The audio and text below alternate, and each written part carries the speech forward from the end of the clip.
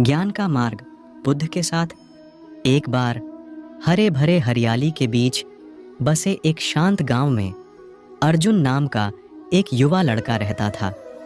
अर्जुन अपने शरारती स्वभाव और चंचल व्यवहार के लिए जाने जाते थे।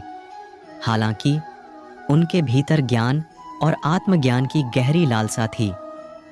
एक दिन जब अर्जुन जंगल में घूम रहे थे तो उनकी नज़र एक विशाल वृक्ष की छाया के नीचे ध्यान कर रहे एक बुद्धिमान आर्षि पर पड़ी।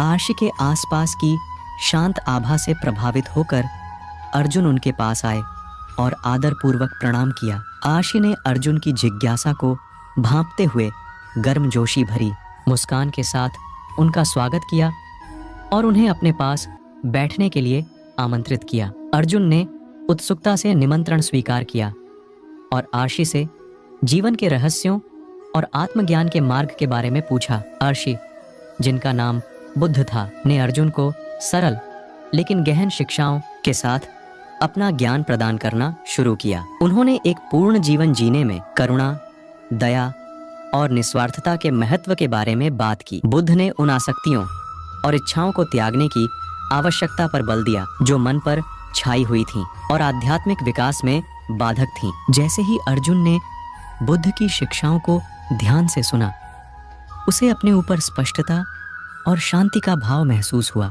उन्होंने महसूस किया कि सच्ची खुशी भौतिक संपत्ति या सांसारिक गतिविधियों में नहीं, बल्कि दिल और दिमाग के गुणों को विकसित करने में है।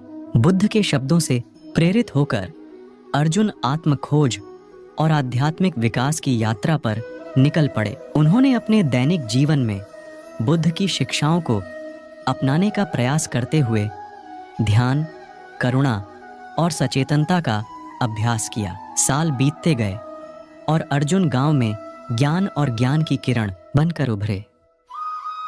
दूर दूर से लोग उनके मार्गदर्शन और ज्ञान की तलाश में थे। उनके भीतर से निकलने वाली रोशनी की ओर आकर्षित हुए।